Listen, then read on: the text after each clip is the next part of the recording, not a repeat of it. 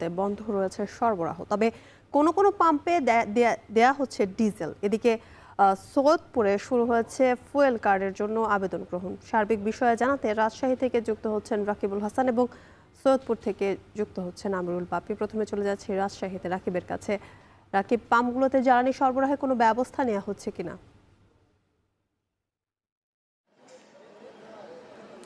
জ্যোতিকা, আসলে গেল দিন যেহেতু পহেলা বৈশাখে ছুটি ছিল, যার কারণে রাজশাহীর যে অর্ধশতেরও বেশি পাম্প তাদের প্রত্যেক দিনের যে ট্যাঙ্কারগুলো আসলে ডিপোগুলো যায়, সেখানে তারা আসলে তেল সেই দিন পায়নি, যার কারণে আজকের যে তেল সরবরাহ সেটি তারা করতে পারছেন না। যেহেতু এই তেল সংকটে প্রত্যেক দিনই পাম্পগুলোকে তেল নিয়ে আসার পরে তেল সরবরাহ করে ফেলতে হচ্ছে এবং একই সাথে রাজশাহীতে কিন্তু ফুয়েল ম্যানেজমেন্ট অ্যাপসের মাধ্যমে তেল সরবরাহ করা হচ্ছে, যার কারণে খুব স্বল্প পরিমাণে এবং পর্যাপ্ত চালকদেরকে আসলে তেল সরবরাহ করা হচ্ছে। কিন্তু এই ক্ষেত্রে তেল প্রত্যেক দিনই যতটুকু নিয়ে আসা হচ্ছে সেগুলো আসলে দিয়ে দেওয়া হচ্ছে।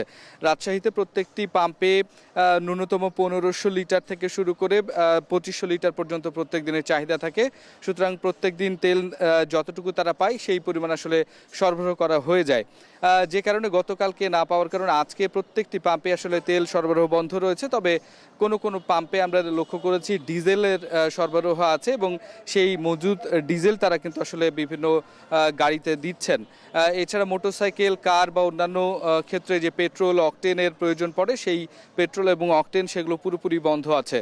রাজশাহী নগরীতেই 11টি পাম্প আমরা সকাল থেকে ঘুরে দেখেছি, প্রত্যেকটি পাম্পই আসলে বন্ধ এবং যার কারণে আসলে দেয়া হচ্ছে না। তবে এই পাম্পগুলো ঘুরতে গিয়ে যারা গ্রাহক আছেন এবং যারা এই পাম্প মালিকে ওনার্স অ্যাসোসিয়েশন এবং একই সাথে যারা এটা দিচ্ছেন, তারা কিন্তু নানা ধরনের সমস্যার কথা বলছেন এবং এক্ষেত্রে তারা যেটি বলছেন জ্যোতিকা, যে কিছু আসলে দেখা যাচ্ছে যে যেই সমস্ত মাইক্রো স্ট্যান্ডগুলো রয়েছে যেগুলো নিয়ে এলপিজি বা সিএনজি আছে, তারপরেও তারা কিন্তু আসলে তেল নিতে ভিড় করছেন এবং এইভাবে কিন্তু তেলের মজুদ করার একটা সম্ভাবনা বা শঙ্কা রয়েছে।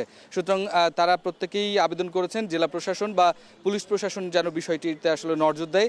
একই সাথে পাম্প মালিক ওনার্স অ্যাসোসিয়েশন তারাও বিষয়টি নিয়ে সজাগ থাকবে বলে আমাদেরকে জানিয়েছেন। তো এই ছিল আমার কাছে রাজশাহী থেকে সবশেষ। জ্যোতিকা, এবার চলে যেতে চাই বাপ্পির কাছে। বাপ্পি, সৈয়দপুরে ফুয়েল কার্ডের জন্য আবেদন গ্রহণ শুরু হয়েছে এবং এই ফুয়েল কার্ড পেতে গ্রাহকদের আগ্রহ কেমন দেখছেন? জ্যোতিকা, গত রাত্রে মাত্র এই ফুয়েল কার্ড নেয়ার যে বিষয়টি সেটির জন্য বিজ্ঞপ্তি জারি করা হয়েছে উপজেলা প্রশাসনের পক্ষ থেকে।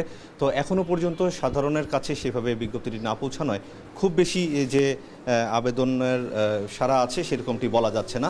তবে যারা দায়িত্ব সচেতন, যারা সবসময় খোঁজখবর রাখেন, তারা নিজ দায়িত্বে এই আবেদনগুলো করে আসছেন। আমরা দেখেছি যে সেরকম কোনো ভিড় না থাকলেও একজন দুইজন করে আসছেন এবং যেসব প্রয়োজনীয় কাগজপত্র আছে সেই কাগজপত্রগুলো সহ এই আবেদনটি জমা দিচ্ছেন। জানিয়ে রাখি যে আবেদন করার জন্য জাতীয় পরিচয়পত্রের ফটোকপি, সেই মোটরসাইকেল বা কারের রেজিস্ট্রেশন নাম্বার, তার ট্যাক্স টোকেন নাম্বার এবং ড্রাইভিং লাইসেন্সের ফটোকপি সহ এই আবেদনটি করতে হচ্ছে। এগুলো পৌরসভায় আপাতত জমা নেওয়া হচ্ছে। এগুলো পরে উপজেলা প্রশাসনের পক্ষ থেকে যাচাই বাছাই শেষে সার্ভারে এন্ট্রি করার পরে তারপরে গ্রাহকদের কাছে এই ফুয়েল কার্ড বিতরণ করা হবে বলে আমরা জানতে পেরেছি। এবং এই যে বিজ্ঞপ্তিটি সেটি যখন একদম সার্বিকভাবে মানুষের কাছে পৌঁছে যাবে তখন এখানে অনেক ভিড় হবে বলে আমরা আশা করছি এবং এখানকার কর্মচারী যারা আছেন, যারা জমা নিচ্ছেন এই আবেদনপত্রগুলো, তারাও এরকমটাই বলছেন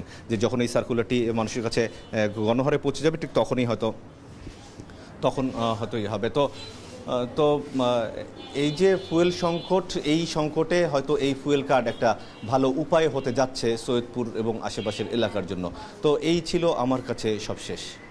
বিশ্বের সবচেয়ে মজবুত আরএফএল ল্যাডার, যা 606 গ্রেড অ্যালুমিনিয়ামে তৈরি।